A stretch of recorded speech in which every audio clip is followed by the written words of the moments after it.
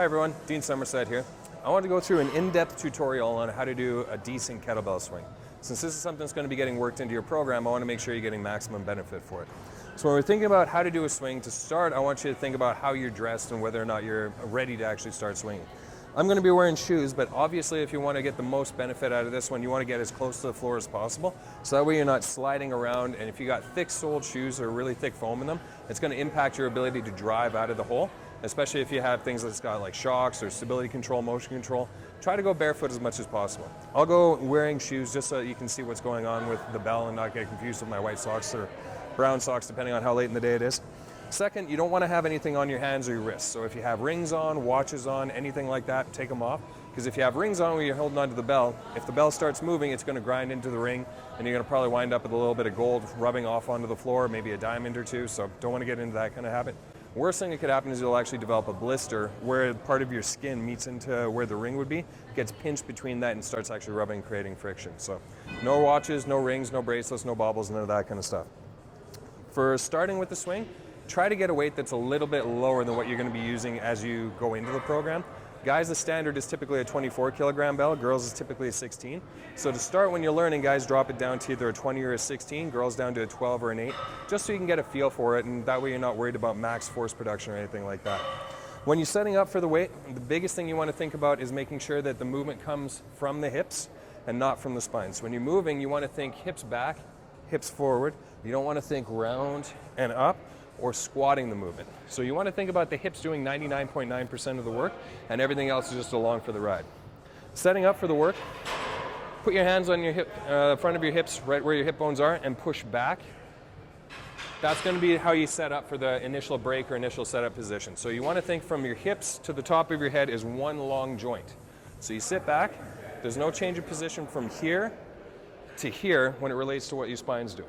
So I don't want to see you thinking of doing this or arching back into it, getting the ghetto booty out, hey. So you want to think tall, neutral here, tall, neutral here, tall, neutral back at the top. So nothing moves through this region at all. This way you're going to limit the chance of you having any kind of back injury from big flexion extension cycles under load with momentum. Next, you want to think about whether your knees should bend or not. And the answer to this is always yes, but just enough.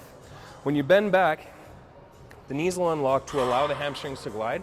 If the knees are completely locked out, the hamstrings are going to be under a lot of tension, and it's going to typically pull people into more of a posterior tilt here. So try to let the knees stay slightly unlocked. For people that have really high mobility, that's not necessarily a bad thing if they keep the knees locked out, as long as they still have freedom to move through their hips. Hips, hips, hips all day long. So when you're doing this one, hips back, knees, a little bit of a bend, spine nice and straight, and your arms are going to be in a packed position. Don't let yourself round or flex forward into that spot. So that's just all the stuff to think about before we even grab the bell. Now, when you actually come up to the bell, you want to start about 2 feet behind where the bell would be. Feet wider than shoulder width. You want to give yourself lots of room. And an easy way that I use for people to think about how wide they want to go is if you go thumbs together like this, make fists, those fists should fit together between your legs. Not necessarily all the way, but it should be pretty tight. So from there, that'll tell you how wide your stance should be. Then we're actually going to grab the bell. From here, grab it and tilt it back towards you so there's a straight line through the bell and up through your arms. So to show that this way, just like that. So if you look at the way I'm standing right now, my knees are fairly vertical, my hips are loaded. You can see that I'm holding a lot more weight through my hamstrings and my glutes versus being here where I'd hold a lot more of it through my quads and my back. So sit back into the movement and get set. So that's the starting setup position. From there, all you're going to do is pull your hands into your hips. I want you to think, jam your thumbs into your bum. Hopefully you're wearing clothing, so don't actually do it. But do that kind of movement where you get your hands really tight into your hips. If your hands are down here, that's going to increase the stress that goes onto your lower back. So you want to have your hands come up nice and tight and snug. For guys, think of going just underneath where all the happiness is. For girls, just go crazy. You don't have anything you can bruise it, get damaged or anything like that. Hands on, reach back, pack your shoulders, and then hands to the hips, and then just back down. So I'm not actually swinging it out yet. I'm just working on the set. So you do 3 or 4 of those, just to get used to it. That pullback position is going to be really important, because as we actually start getting into the swing, that's going to be half of the movement. Half is out here, but the other half is loading it back up, getting into that coiled up position, getting ready to push back up. Now, when we actually go into the press or into the kettlebell swing, don't think of it like an up-down movement. Think of it like a back-forward movement. If you have a child on a swing set, when they get into that back position, you're getting ready to push them to give them a little acceleration. You push forward to allow that kid to slide out. You don't push down or up. And you always wait for them to get to the end of that swing before you push. If the kid's still coming back and you push, it's not going to go that well for either one. If the kid gets up here and they start pushing forward and you try to push, you're not going to catch anything but air. So when you pull back, you want to wait for the weight to get to that upper edge of where that swing is, and then you apply force to it. When you apply force, the knees are going to extend, your hips are going to extend forward, you're going to feel your glutes flex, you're going to feel your core flex, you're going to get tall and neutral, and the weight is just going to sail out away from you.